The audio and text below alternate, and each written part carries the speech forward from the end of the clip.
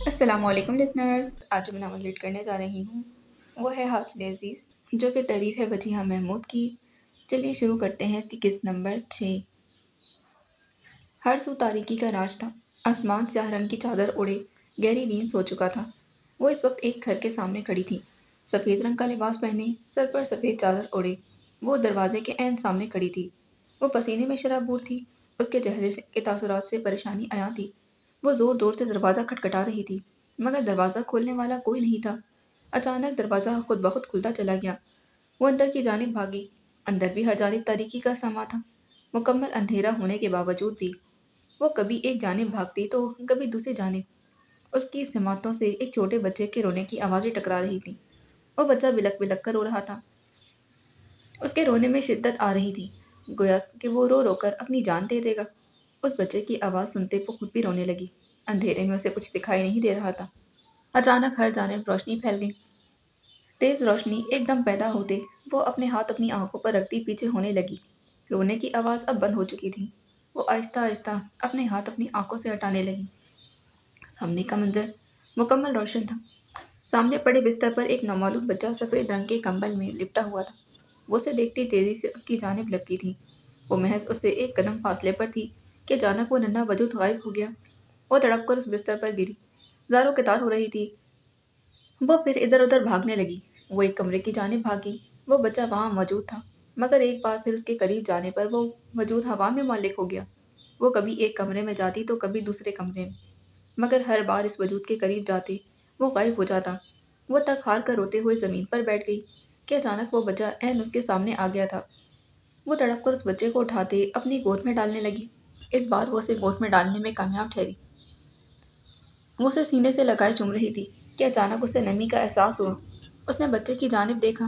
اس کے منہ، آنکھوں اور کانوں سے خون بہنے لگا تھا۔ وہ اپنی چادر سے اس کا خون صاف کرنے لگی۔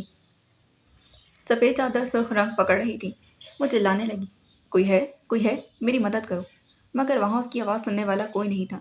کچھ دیر بعد اس بچے کا خون اس سے رکتا محسوس ہوا۔ وہ مطمئن ہو گئی، مگر یہ کیا؟ خون کے ساتھ اس ننھے وجود کی دھڑکنیں بھی تھم چکی تھیں۔ وہ بچہ دم توڑ چکا تھا۔ وہ بلک بلک کر رو رہی تھی۔ اس کی ہچکیاں بند گئی تھیں کہ اچانک اس کی آنکھ کھل گئی۔ وہ اپنے بستر سے اٹھ بیٹھی۔ اس کا چہرہ آنسوؤں سے تر تھا، جبکہ دھڑکن بہت تیز ہو چکی تھی۔ آج بہت عرصے بعد اسے یہ خواب دوبارہ آیا تھا، اور ہر بار کی طرح اس کے زخموں کو پھر سے تازہ کر گیا تھا۔ ماضی میں ہوئے نقصان کا احساس ایک بار پھر اجاگر ہو چکا تھا۔ وہ کاغذ پر لکھی تحریر کو 7 بار پڑھ چکی تھی۔ اس کی آنکھوں سے مسلسل گرم سیال بہہ رہا تھا۔ فیضی اس کے ساتھ ایسا کیسے کر سکتا تھا؟ اسے یقین نہیں آ رہا تھا۔ اس کے ذہن میں ایک دم ایک خیال آیا کہ شاید فیضی کے گھر والوں کو ان کی شادی کا علم ہو گیا۔ انہوں نے فیضی پر دباؤ ڈالتے ہی کاغذات اسے بھجوا دیے۔ اس خیال کے آتے ہی وہ فوراً زمین سے اٹھنے لگی۔ اس کے ہاتھ اور ٹانگیں کانپ رہی تھیں۔ بمشکل قدم اٹھاتی کمرے میں آئی۔ اپنا موبائل اٹھاتے تیزی سے فیضی کا نمبر ملانے لگی۔ 2 بار موبائل اس کے کانپتے ہاتھوں سے گرتے گرتے بچا تھا۔ فیضی کا نمبر اب بھی بند آ رہا تھا، مگر وہ دیوانہ وار اس کا نمبر ملا رہی تھی۔ 7-8 بار فون ملانے کے بعد اس کی ہمت جواب دینے لگی۔ اس کا دل چاہ رہا تھا کہ وہ چیخے چلائے کہ آخر اس کے ساتھ ایسا کیوں ہوا تھا۔ اس کے ذہن میں پھر سے خیال نمودار ہوا۔ وہ سارم کا نمبر ڈائل کرنے لگی۔ بیل جا رہی تھی۔ اس نے سکا سانس لیا، مگر 2 بیل جانے کے بعد فون دوسری جانب سے کاٹ دیا گیا۔ سبرینا کی حیرت میں مزید اضافہ ہوا۔ دوبارہ کال ملانے لگی، مگر اس بار بھی فون کاٹ دیا گیا۔ سبرینا بغیر رکے بار بار کال کرنے لگی کہ اچانک دوسری جانب سے فون اٹھا لیا گیا۔ سارم، کال مت کاٹنا۔ اسے علم ہو چکا تھا کہ سارم کو سب معلوم ہے۔ دوسری جانب سارم جو کال کاٹنے ہی والا تھا، سبرینا کی آواز سنتے ہی رک گیا۔ سارم، فیضی کہاں ہے؟ سبرینا نے متذبذب لہجے میں سوال کیا، جس کا جواب اسے خاموشی کی صورت میں ملا تھا۔ سارم، مجھے بتاؤ فیضی کہاں ہے؟ وہ اپنا سوال دہراتی بولی تھی۔ سبرینا، وہ فیضی؟ مجھے صرف سچ سننا ہے سارم، صرف سچ۔ سبرینا اس کی بات کاٹتے سختی سے بولی۔ سبرینا، اسے معاف کر دینا، وہ بہت مجبور تھا۔ سارم کے الفاظ سبرینا کا دل چیر گئے۔ یعنی طلاق کے کاغذات؟ اسے آگے وہ سوچ نہ سکی۔ وہ ہرگز ایسا نہیں کرنا چاہتا تھا، مگر اس کی امی۔ سارم خاموش ہو گیا۔ اس وقت کہاں ہے وہ فیضی؟ سبرینا حیرت، دکھ، تکلیف کے مارے بیڈ پر بیٹھتی چلی گئی تھی۔ فیضی، وہ… سارم، فیضی کہاں ہے؟ کیا تم ایک بار اسے میری بات کروا سکتے ہو؟ پلیز۔ سبرینا دوبارہ پوچھنے لگی۔ مگر اس بار اس کی آواز میں شکستہ پن تھا۔ صبرینہ، وہ سارم کا لہجہ اسے مزید پریشان کر رہا تھا۔ دیکھو سارم، مجھ سے کچھ مت چھپانا پلیز۔ صبرینہ رونے لگی تھی۔ صبرینہ، آج فیضی کا نکاح ہے۔ صبرینہ کو لگا اسے سننے میں کوئی غلطی ہوئی ہے۔ نکاح؟ فیضی کا نکاح؟ کیا کہا تم نے؟ وہ چاہتی تھی کہ اس کی سماعتوں سے ٹکرانے والے الفاظ غلط ہو جائیں۔ صبرینہ، وہ بہت مجبور تھا۔ وہ اپنی امی کو ناراض نہیں کر سکتا تھا۔ اس پر بہت دباؤ تھا۔ صبرینہ کو لگا کہ اس کے کانوں میں پگھلا ہوا سیسا انڈیل دیا گیا۔ ان کے بہت دباؤ ڈالنے پر اسے یہ قدم اٹھانا پڑا۔ صبرینہ، ہو سکے تو اسے معاف کر دینا۔ سارم نے مزید کیا بات کی تھی، صبرینہ کو کچھ سنائی نہ دیا۔ موبائل اس کے ہاتھ سے چھوٹ چکا تھا۔ اس کی آنکھوں سے بہتے آنسو اب تھمنے لگے تھے، یا شاید اس نے ان آنسوؤں کو روک ڈالا تھا، کیونکہ یہ آنسو اب عمر بھر اس کے ساتھ رہنے والے تھے۔ رات کا وقت تھا، آسمان پر تارے نہ ہونے کے برابر تھے۔ وہ اس وقت اپنے کمرے میں فرش پر بیٹھی تھی، دونوں بازوؤں کو اپنے گھٹنوں کے گرد لپیٹے۔ وہ سامنے لگی کھڑکی سے نظر آتے چاند کو دیکھ رہی تھی۔ چاند کی روشنی اس کے چہرے پر پڑتے اس کے نقوش کو واضح کر رہی تھی۔ بڑی بڑی خوبصورت آنکھیں، باریک لب، تیکھے نقوش، وہ خوبصورتی کا ایک مجسمہ تھی، اور اس کی معصومیت اس کی خوبصورتی میں مزید اضافہ کرتی تھی۔ اس کے لمبے اور گھنے بھورے بال اس کی پشت پر بکھرے تھے۔ وہ ان سب بہنوں میں سب سے خوبصورت اور معصوم تھی۔ اس وقت کسی گہری سوچ میں غرق تھی۔ حیات صاحب کی وفات کے بعد اس نے FSC کرتے آگے پڑھائی چھوڑ دی تھی۔ وہ گھر کے مالی حالات سے واقف تھی۔ اسے آبرو کے وکیل بننے کے خواب کے بارے میں معلوم تھا۔ وہ جانتی تھی کہ وکیل بننا صرف آبرو کی خواہش نہیں بلکہ اس کا جنون تھا۔ اسے معلوم تھا کہ اگر اس وقت وہ خود پیچھے نہ ہٹتی تو آبرو کا یہ خواب ادھورا رہ جاتا۔ اس نے آبرو کی خاطر قربانی دی تھی، اور آبرو بھی اس بات سے واقف تھی۔ آبرو نے اس کے فیصلے کی مخالفت کی تھی، مگر اصباح کے واضح انکار پر وہ خاموش ہو گئی۔ اصباح کو اپنی قربانی پر کوئی پچھتاوا نہیں تھا۔ آبرو نے بھی اصباح کے لیے اتنی بڑی قربانی دی تھی کہ اصباح کو اپنی دی گئی قربانی آبرو کی دی گئی قربانی کے سامنے بہت معمولی محسوس ہوتی تھی۔ وہ ابھی اٹھی، سوچنے میں گم تھی کہ وہ ابھی انہی سوچوں میں گم تھی کہ اسے کمرے کا دروازہ کھلنے کی آواز آئی تھی۔ وہ جانتی تھی کہ وہ آبرو ہے۔ آبرو بھی اس کے قریب آ کر بالکل اسی طرح بیٹھ گئی تھی جس طرح اصباح بیٹھی تھی۔ اصباح، آبرو نے اسے پکارا تھا۔ اس نے آبرو کی جانب دیکھا مگر خاموش رہی۔ کیا بات ہے اصباح، مجھے بتاؤ، آبرو نے اسے پھر مخاطب کیا۔ وہ اس بار بھی خاموش رہی اور دوبارہ کھڑکی سے نظر آتے چاند کی جانب دیکھنے لگی۔ امی کی وجہ سے پریشان ہو؟ اصباح نے آبرو کی جانب دیکھا۔ اس کی آنکھیں بھرنے لگی تھی۔ آبرو ہر بار اس کی بات بنا کہے سمجھ جاتی تھی۔ اس نے اس بات میں سر ہلا دیا۔ پریشان مت ہو، وہ ٹھیک ہیں۔ ڈاکٹر نے کچھ ٹیسٹ لکھ کر دیے ہیں، میں اگلے ہفتے وہ تمام ٹیسٹ بھی کروا لوں گی۔ تو بس دھیان رکھنا کہ امی اپنی دوائی وقت پر لیتی رہیں۔ آبرو سے تسلی دیتے بول رہی تھی، جبکہ اصباح خاموشی سے اس کے چہرے کی جانب دیکھ رہی تھی۔ آبرو اور اس کی عمر میں صرف 2 سال کا فرق تھا۔ آبرو میں اسے دوسری ماں نظر آتی تھی۔ سہیلہ بیگم کے بعد اسے سب سے زیادہ عزیز آبرو تھی۔ وہ ہر بار اس کی تمام پریشانیاں سمیٹ لیتی تھی، اس کی طرف بڑھنے والے ہر دکھ اور تکلیف کو اپنے وجود پر لیتی، اسے محفوظ رکھتی تھی۔ امی کی طبیعت اچانک خراب ہو گئی تھی۔ کچھ ہوا تھا کیا؟ آبرو کے سوال نے اسے اپنی جانب متوجہ کیا۔ حفصہ آپی کی کال آئی تھی، اس نے ٹھہرے ہوئے لہجے میں جواب دیا۔ آبرو کے چہرے پر تاریک سایہ لہرایا تھا۔ سب خیریت ہے نا؟ آبرو متفکر ہوئی۔ اس کے جواب میں اصباح نے اس کی جانب دیکھتے اپنا سر نفی میں ہلا دیا۔ مگر اب تو سب ٹھیک ہو گیا تھا۔ اصباح جانتی تھی کہ آبرو کا اشارہ کس جانب تھا۔ آپ ہی ٹھیک نہیں ہیں آبرو۔ اس کے آنسو اس کے رخسار پر گرنے لگے تھے۔ مجھے پوری بات بتاؤ اصباح۔ آبرو اس کی جانب مڑی۔ اصباح نے گہری سانس لی اور روتے ہوئے اسے سب بتانے لگی۔ آبرو کے چہرے کے بدلتے تاثرات سے یہ اندازہ لگانا مشکل نہیں تھا کہ بات معمولی نہیں۔ میں بات کروں گی آپی سے۔ اصباح کے خاموش ہونے پر آبرو بولی، مگر تم فکر مت کرو، میں آپی اور امی دونوں سے بات کر لوں گی۔ وہ اس کی بات کاٹتے بولی۔ اصباح خاموش ہو گئی اور کھڑکی سے نظر آتے چاند کو دیکھنے لگی جس کی روشنی اب مدھم ہو چکی تھی۔ صبح کے 9 بجے کا وقت تھا۔ وہ اس وقت اپنے کمرے میں بیٹھا ویڈیو گیم کھیلنے میں مصروف تھا۔ سرمئی رنگ کی شرٹ کے ساتھ سیاہ ٹراؤزر پہنے وہ رفولیم میں موجود تھا۔ ویڈیو گیم کھیلنے کے ساتھ پاس بڑے باؤل میں موجود چپس کے ساتھ بھرپور انصاف کر رہا تھا۔ کمرے کے دروازے پر دستک ہوئی۔ اس نے دروازے کی جانب دیکھا جہاں تاشمین کھڑا تھا۔ اسے دیکھتے زابیار کے لب مسکراہٹ میں ڈھلے۔ ارے آئیے جناب آئیے۔ وہ اپنی جانب سے اٹھ کھڑا ہوا اور اس کے انداز پر تاشمین مسکراتا کمرے میں داخل ہوا۔ کیا دیکھ رہے ہو؟ وہ زاویار کو دیکھتے ہوئے بولا جو بیڈ سے اٹھا، نہ جانے کھڑکی سے باہر جھانکتے ہوئے کیا دیکھنے کی کوشش کر رہا تھا۔ یہی کہ سورج آج کہیں مغرب سے تو نہیں نکل آیا جو عزت مآب جناب تاشفین صاحب آج مجھ ناچیز کے کمرے میں تشریف لائیں۔ وہ بہت بڑا ڈرامے باز تھا۔ اس کی بات پر تاشفین ہنسنے لگا۔ کیا کام تھا جناب؟ کیوں میں تمہارے کمرے میں ایسے نہیں آ سکتا؟ اس کی بات پر تاشفین اس کی جانب دیکھتا بولا، آج تک ایسا نہیں ہوا نہ۔ وہ اپنی چھوڑی ہوئی جگہ پر بیٹھ چکا تھا۔ اچھا چھوڑو ان سب باتوں کو، میری بات سنو۔ وہ اس کے ساتھ بیٹھ گیا تھا۔ دیکھا صبح کہا تھا نا میں نے، کام کے بغیر آپ جناب کی میرے کمرے میں حاضری تھوڑی مشکوک لگتی ہے۔ اس نے باؤل سے چپس کا ایک ٹکڑا اٹھا کر منہ میں ڈالا تھا۔ یار زاوی، مجھے ہاسپٹل جانا ہے، پہلے ہی بہت دیر ہو چکی ہے، مگر آج تو چھٹی۔ وہ اس کی بات کاٹتا بولا، ہاں مگر گھر پر دل نہیں لگتا، خیر تو ہے کہیں؟ وہ اپنے دانتوں کی نمائش کرتا پوچھ رہا تھا۔ اس کی بات کا مفہوم سمجھتے تاشفین نے اس کے سر پر چپت رسید کی۔ فضول گوئی ذرا کم کیا کرو۔ وہ چہرے پر غصے کے مصنوعی تاثرات سجاتا ہوا بولا، ہاں بھائی، اب تو ہم اور ہماری باتیں فضول ہی لگیں گی، اب تو۔ وہ ابھی بھی وہیں اٹکا ہوا تھا۔ زاوی، تاشفین سے وارن کرتا ہوا بولا، اچھا جناب بتائیے، مجھ ناچیز سے کیا کام تھا آپ کو؟ وہ ٹانگیں اوپر کیے باؤل گود میں رکھے بیٹھا تھا۔ کل 1 اپریل ہے تو پھر کیا پلان ہے؟ تاشفین اس کی جانب دیکھ رہا تھا جو اپنے موبائل میں مصروف تھا۔ کیسا پلان؟ کل کوئی خاص دن ہے کیا؟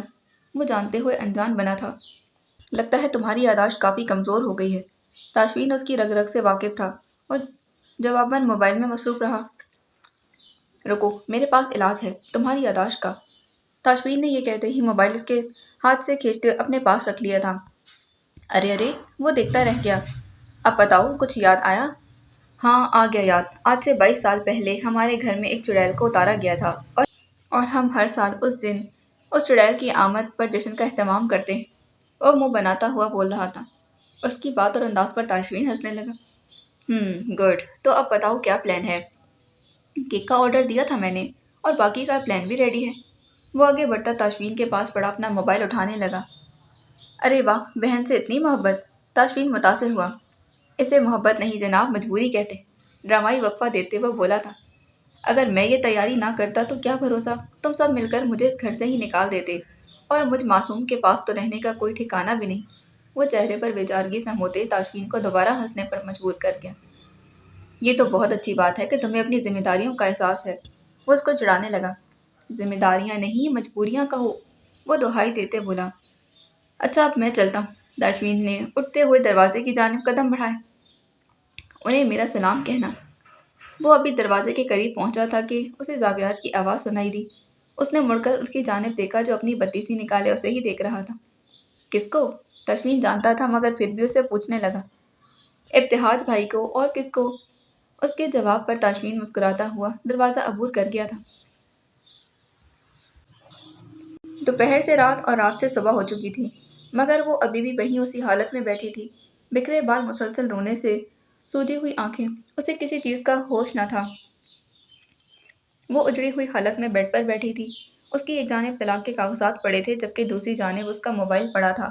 سارم نے اسے بہت بار کال کی تھی مگر سبرینا نے اس کا فون نہیں اٹھایا تھا۔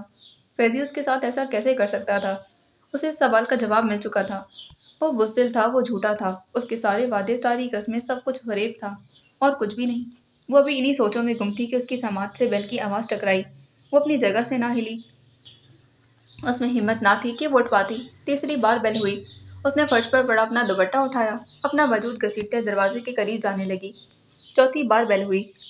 وہ جو کوئی بھی تھا آج جانے کا ارادہ نہیں رکھتا تھا۔ سبرینا نے دروازہ کھولا۔ سامنے ان کے فلیٹ کا مالک کھڑا تھا۔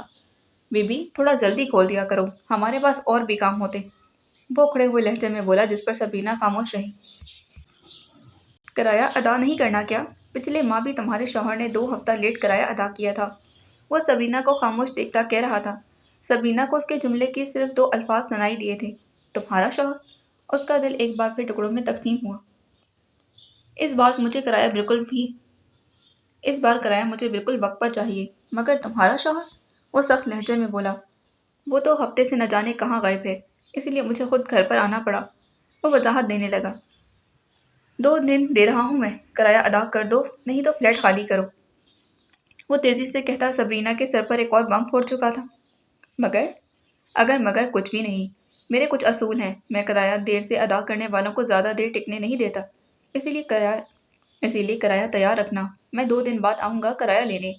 وہ سبرینا کی بات کاٹتا بولا، اور اگر کرایے کی رقم تیار نہ ہوئی تو خود ہی سامان سمیٹ لینا، کیونکہ میرے پاس اور بھی بہت طریقے ہیں۔ وہ تنفر سے کہتا چلا گیا جبکہ پیچھے کھڑی سبرینا کو صحیح معنوں میں حالات کا اندازہ ہونے لگا تھا۔ وہ کمرے میں بیٹھی اپنا اسائنمنٹ بنانے میں مصروف تھی۔ آہٹ محسوس کرتے اس نے دروازے کی جانب دیکھا جہاں آبرو کھڑی تھی۔ ایک نظر اسے دیکھتے دوبارہ اپنے کام میں مصروف ہو گئی۔ آبرو قدم بڑھاتی اس کی جانب آئی تھی، اس کے قریب آ بیٹھی۔ کچھ دیر وہ خاموشی سے اس کی کارروائی دیکھتی رہی جو کاغذ پر بار بار کچھ لکھ کر مٹا رہی تھی۔ یونیورسٹی کیسی جا رہی ہے؟ رتبہ ٹھٹکی، سوال غیر متوقع تھا۔ وہ آبرو کے سوال پر نہیں اس کے لہجے پر ٹھٹکی تھی۔ صحیح جا رہی ہے۔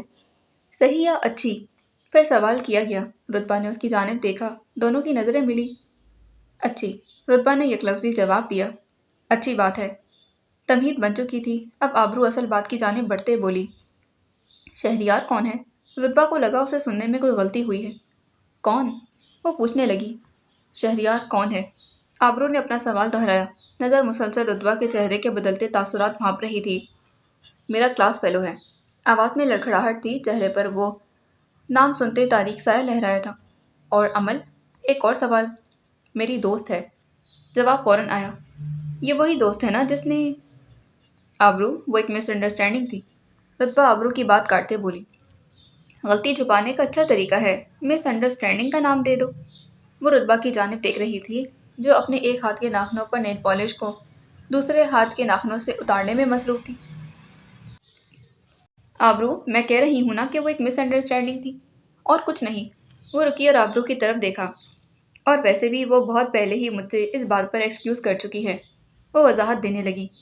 سب کے سامنے معافی مانگی تھی یا اکیلے میں؟ آبرو کو اس کا جواب پہلے سے معلوم تھا۔ رتبہ خاموش رہی۔ یقیناً اکیلے میں مانگی ہوگی۔ رتبہ، اگر وہ اتنی ہی اچھی ہے تو اس نے تم سے سب کے سامنے معافی کیوں نہیں مانگی؟ جب وہ سب کے سامنے… آبرو، اس بات کو بہت وقت گزر چکا ہے، میں سب بھول… وہ آبرو کی بات کاٹتے بولی، مگر آبرو نے اس کی بات درمیان میں کاٹ لی۔ کیا؟ آبرو کو حیرت ہوئی۔ تم اپنی عزت پر اٹھنے والے حرف اتنی جلدی کیسے بھول سکتی ہو؟ محض اس کی معافی کے 2 بول کہہ دینے سے تم سب بھول گئی؟ آبرو کے لہجے میں افسوس تھا۔ رتبہ، وہ ایک اچھی لڑکی نہیں ہے۔ وہ رتبہ کا ہاتھ اپنے دونوں ہاتھوں میں لیتے بولی۔ اس کی اس حرکت پر رتبہ نے نظریں اٹھائیں۔ وہ آبرو کی آنکھوں میں اپنے لیے جھلکتی فکر بآسانی دیکھ سکتی تھی۔ میری بات یاد رکھنا رتبہ۔ رتبہ کو اپنے ہاتھ پر دباؤ ایک دم بڑھتا محسوس ہوا۔ دوست، راستہ اور سوچ اگر غلط ہوں تو وہ آپ کو گمراہ کر دیتے ہیں۔ آبرو کی بات پر رتبہ نے اپنا دوسرا ہاتھ آبرو کے ہاتھ پر رکھا۔ اس نے بولنے کے لیے لب کھولے ہی تھے کہ آبرو بولی۔ اور گمراہی کا مطلب تو تم بخوبی جانتی ہو، لہٰذا دوست بنانے میں احتیاط سے کام لو۔ آبرو، تم فکر مت کرو، میں محتاط رہوں گی۔ وہ مسکراتے بولی۔ اسی لمحے کمرے میں حرم داخل ہوئی۔ آپی، امی آپ کو بلا رہی ہیں۔ وہ دروازے کے قریب کھڑی تھی۔ ٹھیک ہے، تم چلو، میں آ رہی ہوں۔ وہ رتبہ کے پاس سے اٹھ کھڑی ہوئی، مگر جانے سے پہلے اس نے دوبارہ رتبہ کو مخاطب کیا۔ میری باتوں پر ایک بار پھر غور کرنا، وہ اس کی آنکھوں میں دیکھتے کہنے لگی، جس پر رتبہ نے اس بات میں سر ہلا دیا۔ آبرو قدم اٹھاتی ہوئی کمرے کی دہلیز پار کر گئی، جبکہ پیچھے بیٹھی رتبہ کا دماغ اس کی باتوں میں الجھ چکا تھا۔ بچنا اے حسینو، لو میں آ گیا۔ وہ اپنے بالوں کو سیٹ کرتا گنگنا رہا تھا۔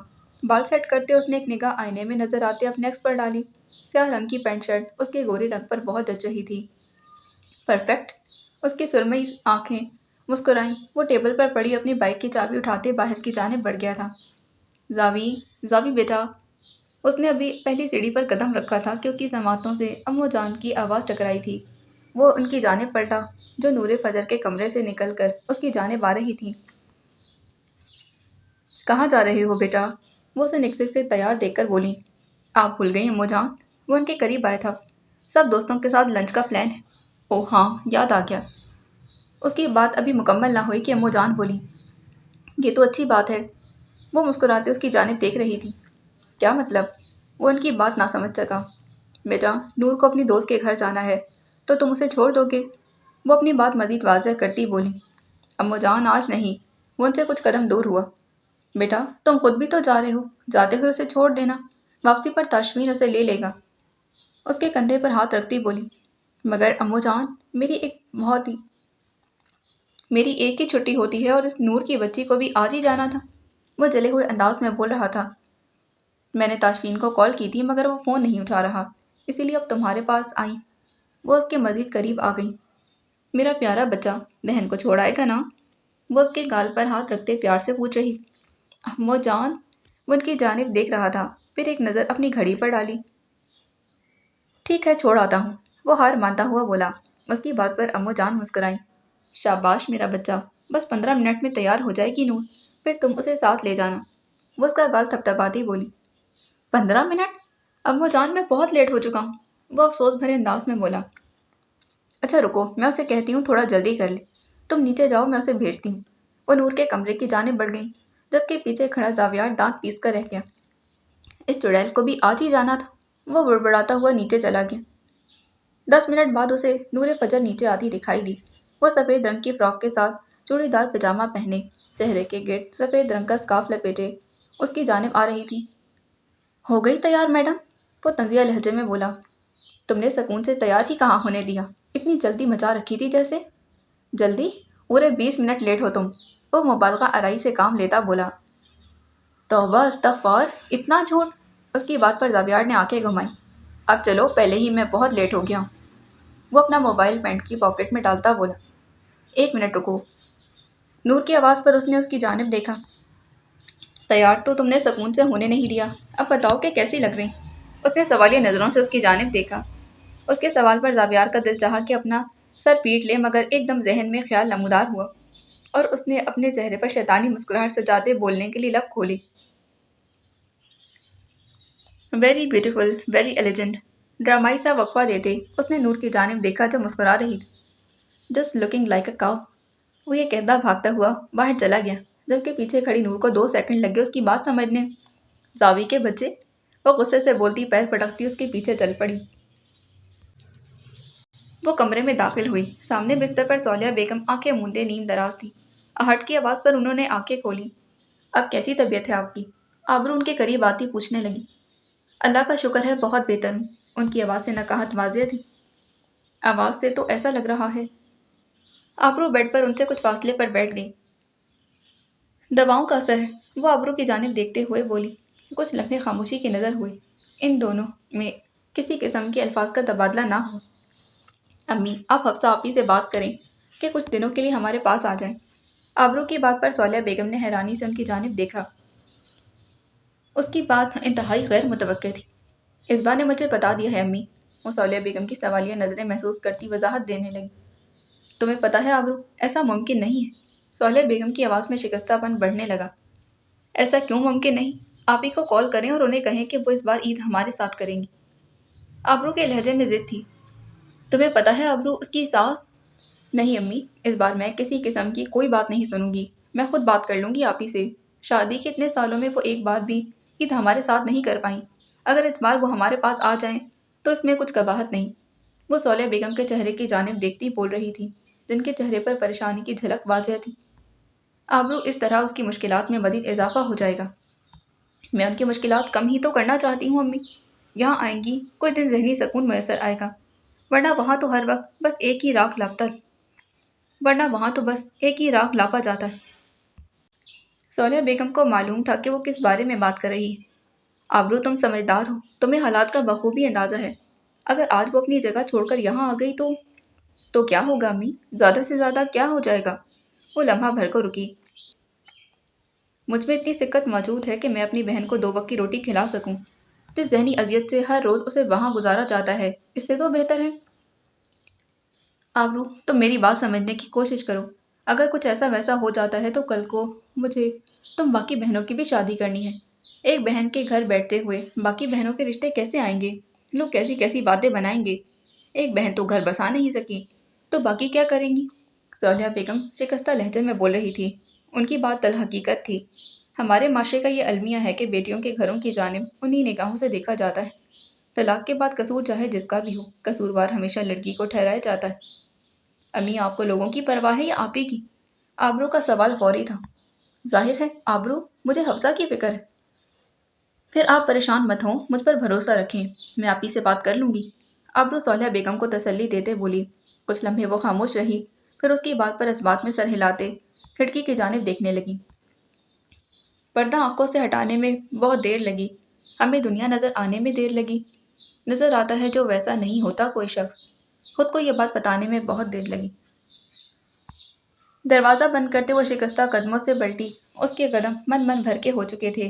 کمرے میں پہنچتے اس نے الماری کھولی، اس میں سے تمام رقم نکالتے اس نے موبائل پر اپنا بینک اکاؤنٹ بیلنس چیک کیا۔ رقم بہت کم تھی، بہت، مگر اتنی ضرور تھی کہ سبرینا ایک ماہ کا کرایہ ادا کر سکے۔ اسے کبھی ان چیزوں کی فکر نہ ہوئی تھی، ایسے تمام معاملات ہمیشہ فیضی ہی دیکھتا تھا۔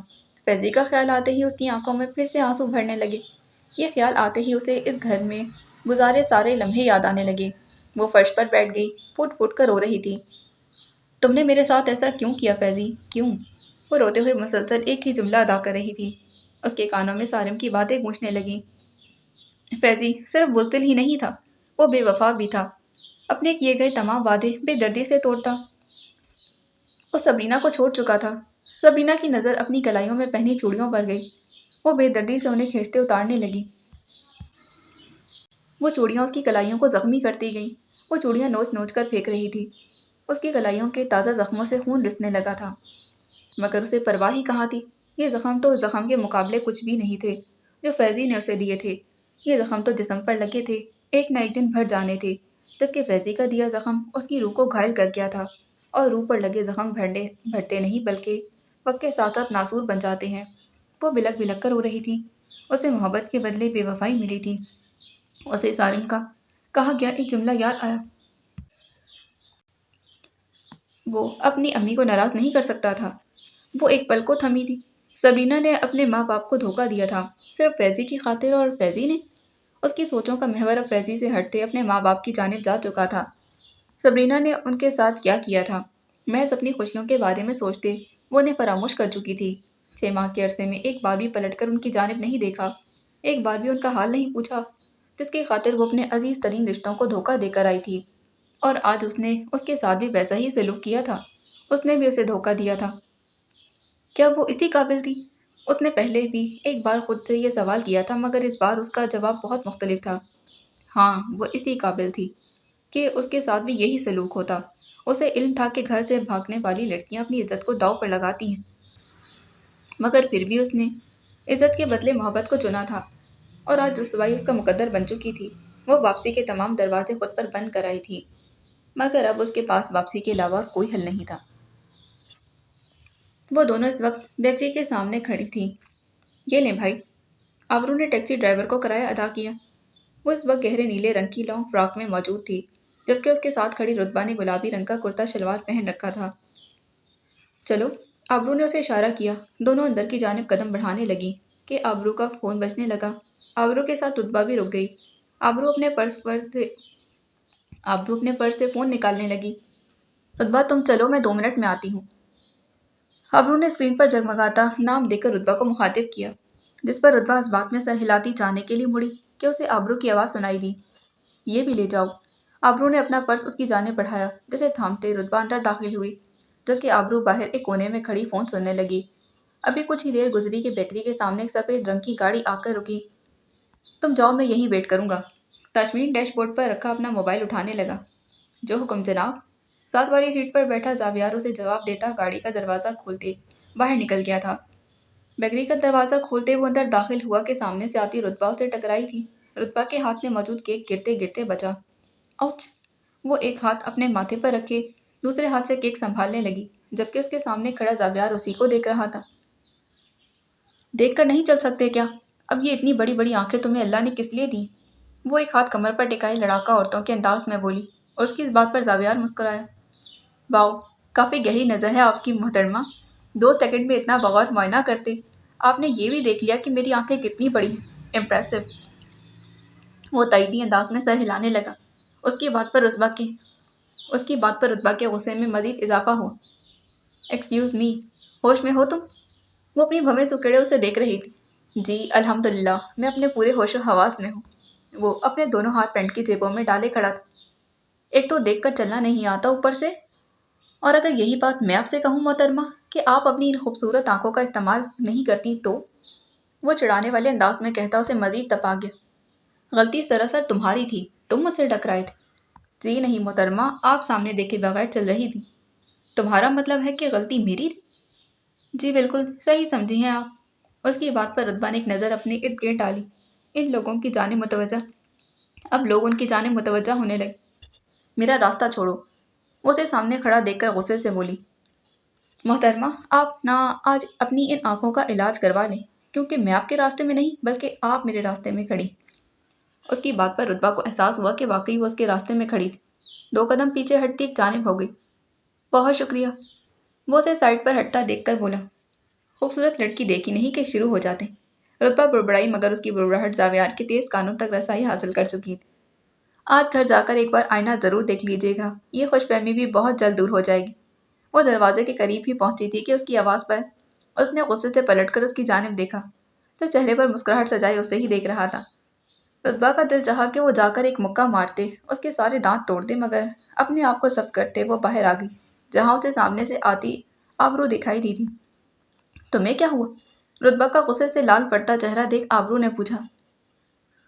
कुछ नहीं, बस एक लोफर इंसान मिल गया। वो केक का डब्बा आबरू को पकड़ाती बोली।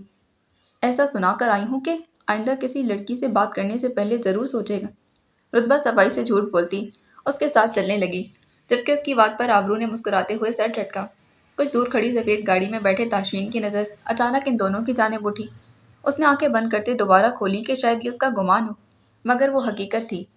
एक हाथ में केक थामे दूसरे हाथ से अपना दुपट्टा दुरुस्त करती वो मुस्कुरा रही थी, जिससे उसके गाल में एक गड़ा नुमाया हुआ।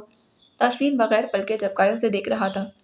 वो उसे एकटक देखता रहा जब तक वो उसकी नज़रों से ओझल न हो गई। उसके जाने के बाद ताशमीन को अपनी बेख्तियारी पर हैरत हुई, मगर हैरत की बात तो ये भी थी कि पिछले 3 दिनों से मुसलसल कहीं न कहीं उसका इस लड़की से सामना हो जाता। तौबा है, उसकी सोचों का तसलसल जावियार की आवाज़ ने तोड़ा, जो गाड़ी का दरवाज़ा खोलते अंदर बैठ चुका था। क्या हुआ? ताशमीन उसकी जानिब देखते पूछने लगा। एक बदतमीज़ हसीना से मुलाकात। वो आंखों में शरारत समोते गोया हुआ ताशमीन की जानिब देखा, जो सवालिया नज़रों से उसको देख रहा था, जिस पर जावियार ने मुख्तसर सा वाक़या उसके गोशगुजार कर दिया। अभी कुछ देर पहले ही तो बाहर निकली थी। उसकी इस बात पर ताशमीन के जहन में धमाका। आबरू, जावियार आबरू की बात कर रहा था। तुम अपनी हरकतों से बाज आ जाओ जावी। कौन सी हरकतें? मासूमाना सवाल। अरे वो देखो। इससे पहले कि ताशमीन उसे कुछ कहता, वो उनकी गाड़ी के पास से गुजरती टैक्सी की तरफ इशारा करता बोला। ये थी वो लड़की। उसने टैक्सी में बैठी रुतबा की जानिब इशारा किया, जबकि ताशमीन की नज़र तो सिर्फ आबरू पर पड़ी थी। उसका ख्याल सच साबित हुआ। जावियार आबरू की बात कर रहा था। बदतमीज़ थी। वो रुका, मगर थी खूबसूरत। जावियार के होठों से आबरू के लिए अदा होने वाले तौसीफी अल्फाज न जाने क्यों ताशमीन को बुरे लगे थे। जवाबन ताशमीन खामोश रहा। एक नज़र जावियार पर डालते उसने गाड़ी स्टार्ट कर दी। वो सड़क पर खड़ी टैक्सी की मुंतजिर थी। सफ़ेद रंग की शलवार कमीज, सर पर सफ़ेद दुपट्टा, रो रो कर सूजी वीरान आंखें, पीला पड़ता रंग। वो पहली नज़र में ही सोगवार नजर आ रही थी। उसके सामने एक टैक्सी आकर रुकी। ड्राइवर को अपनी मंजिल का पता देते वो टैक्सी में बैठ गई थी। अब टैक्सी उसकी मंजिल की जानिब रवां दवां थी। वो अपने घर जा रही थी, उस घर जिसे वो फैज़ी की खातिर छोड़ आई थी, उस बेवफा के लिए जिसने उसे छोड़ते एक बार भी ना सोचा था।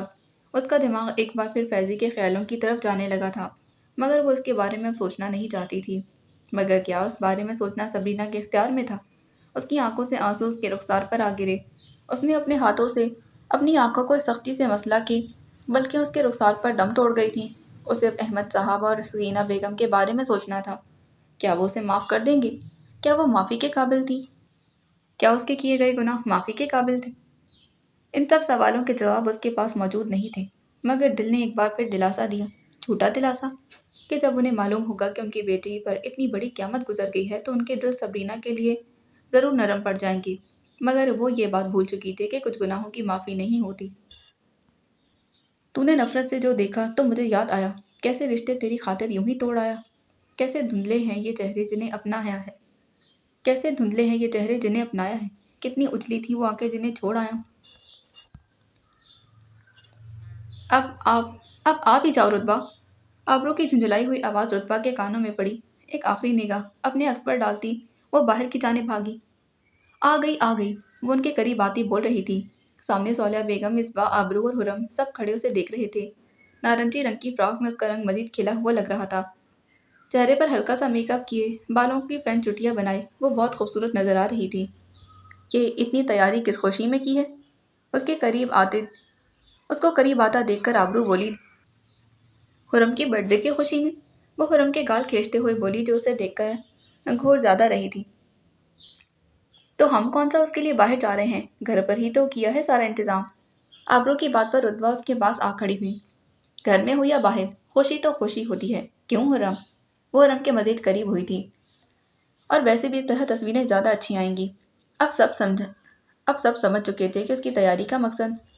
अच्छा चलो अब बाकी बातें छोड़ो, केक काटो, पहले ही बहुत देर हो चुकी है। इस्बा ने छुरी हुरम के हाथ में थमाई थी। हुरम ने छुरी पकड़ते आहिस्ता आहिस्ता केक काटना शुरू किया। वो सब पास खड़ी मुस्कुराती गुनगुना रही थी। हुरम ने केक का एक पीस निकालते सबसे पहले सौलिया बेगम को खिलाया, फिर आबरू को, फिर इस्बा की जानिब बढ़ी। इस्बा को केक खिलाते उसने बाकी के खुद खा लिया। उसकी इस हरकत पर रुतबा को गुस्सा आया था। मुझे नहीं खिलाना था केक? वो हैरत से उसे देख रही थी। तुम्हारी लिपस्टिक खराब हो जाएगी, और फिर तस्वीरें भी। वो हुरम सिद्दीकी थी जो बदला लेने में देर नहीं करती थी। उसकी बात पर सब हंसने लगे। हुरम की बच्ची, तुम्हें तो मैं बताती। रुतबा सबको हंसता देखकर उसकी तरफ बढ़ने लगी। केक का एक पीस उठाते हुए उसने हुरम को पकड़ा और फिर वो पीस उसके चेहरे पर जगह जगह लगा दिया। अम्मी, हुरम चीखी थी। लो, हो गया तुम्हारे मेकअप, अब तुम्हारी तस्वीरें भी अच्छी आएंगी। वो अपने हाथ टिश्यू से साफ करने लगी। रुतबा, कितनी बार मना किया है तुम्हें, रिस्क को यूं जाया ना किया करो। सौलिया बेगम अफसोस भरे अंदाज में कह रही थी। मगर मजाल है कि तुम्हारे इस मोटे दिमाग में कोई बात आ जाए। सौलिया बेगम की बात पर हुरम की हंसी छूट गई। अम्मी, रुतबा तासुब भरी आवाज में बोली, आप हर बार इसकी हिमायत में बोलती हैं। वो हुरम की जानिब इशारा करती बोली, ऐसी कोई बात नहीं, मैं सिर्फ उसका साथ देती हूँ जो सही हूँ। मगर हाँ, ये बात अलग है कि अक्सर तुम ही गलत होती हो। ये बात कहते वो मुस्कुराने लगी। अम्मी, सौलिया बेगम की बात पर रुतबा का मुंह उतर चुका था। उसने एक नज़र अपनी बहनों पर डाली। आबरू और इस्बा अपनी हंसी छुपाने की नाकाम कोशिश कर रही थी, जबकि हुरम तो अपनी पूरी बत्तीसी निकाले हंस रही थी। चलो इस्बा, सबको केक डालकर दो। सौलिया बेगम ने इस्बा को अपनी जानिब मुतवज्जा किया। जी अम्मी। इस्बा फौरन हरकत में आती सबको केक देने लगी। रुतबा ने एक नज़र हुरम को देखा, जो मज़े से केक खाने में मसरूफ थी। इतनी देर में इस्बा ने रुतबा को केक की प्लेट थमाई थी। उस प्लेट को पकड़ते वो दिल ही दिल में हुरम से बदला लेने का मंसूबा बना चुकी थी। रात के 12 बजने में सिर्फ 5 मिनट बाकी थे। पूरे घर में मुकम्मल तारीकी का समा था। अम्मो जान का कमरा रोशन था। वो बेड पर बैठी थी, जबकि उनके दोनों अतराफ जावियार और ताशवीन खड़े थे। वो तीनों मध्यम सरगोशियों में एक दूसरे से महवे गुफ्तगू थे। 3 मिनट मजीद गुजर गए। जावियार इन दोनों को किसी बात पर राजी करने में मसरूफ था। मुसलसल इनकार के बाद बिलाखिर वो दोनों उसकी बात पर मुत्तफिक हुए और जावियार चेहरे पर शैतानी मुस्कुराहट सजाए नूरे फजर के कमरे की जानिब चल पड़ा था। जोर जोर से उसके कमरे का दरवाज़ा बजाने लगा। 12 बजने में सिर्फ 1 मिनट बाकी था। वो दरवाज़ा बजा कम पीट ज़्यादा रहा था। कुछ लम्हों बाद कमरे का दरवाज़ा खुला। फजर सामने खड़ी थी, नींद से बोझल आंखें, बिखरे बाल, मलकजा हुलिया। वो मुसलसल अपनी आंखें खोलने की कोशिश में मसरूफ थी। जावियार के मौके का फ़ायदा उठाते अपने मोबाइल से उसकी तस्वीर खींच ली। नूर ने नीम व आंखों से सामने खड़े जावियार को देखा, मगर वो उसकी हरकत नोट नहीं कर पाई थी। क्या मसला है? वो अपनी आंखें मुसलसल खोलती पूछ रही थी। अम्मो जान। जावियार की अदाकारी शुरू हो चुकी थी। नूर ने एकदम आंखें खोल दी। सारी नींद एक पल में गायब हुई। क्या हुआ अम्मो जान को? वो मुतफक्कर लहजे में पूछ रही थी। उनकी तबीयत? जावियार उसकी हालत देखकर महजूज हो रहा था। उसकी बात सुनते ही वो फौरन अम्मो जान के कमरे की जाने भागी। उसको भागता देखकर जावियार ने भी उसके पीछे कदम बढ़ाए थे। वो कमरे में पहुंची। कमरे में अंधेरा था। इजलत के आलम में लाइट ऑन की। कमरा खाली था। अम्मो जान कहाँ है जावी? वो उसकी जानिब मुड़ते पूछने लगी, जो बमुश्किल अपनी हंसी जब्त कर रहा था। वो लाउंज में। उसने जान पूछकर जुमला अधूरा छोड़ा। लाउंज का लफ्ज़ सुनते ही वो तेजी से भागते हुए सीढ़ियां उतरने लगी। अम्मो जान। उसकी आवाज़ रुन चुकी थी। वो मुसलसल उन्हें पुकारते सीढ़ियां उतर रही थी। उसने अभी आखिरी सीढ़ी पर कदम रखा ही था कि लाउंज की तमाम लाइट्स एकदम ऑन हो गईं। एकदम रोशनी पड़ने पर उसने दोनों आंखें दोनों आंखों पर हाथ रख लिए थे। वो आहिस्ता आहिस्ता हाथ हटाते आंखें खोलने लगी। Happy birthday to you dear नूर। उसे आंखें खोलता देखकर सामने ताशमीन और अम्मू जान गुनगुनाने लगे थे। वो अपना मुंह खोले उनकी जानिब देख रही थी। वो अभी भी ये समझने में मसरूफ थी कि उसके साथ क्या हो रहा है। ज़ावियार जो उसके करीब पहुंच चुका था, अपना चेहरा उसके कान के करीब करते हुए बावाज़ बुलंद चिल्लाया था, हैप्पी बर्थडे टू यू चुड़ैल। उसकी आवाज़ पर नूर एकदम झटका खाकर उसे दूर हुई। वो बौखलाई हुई थी।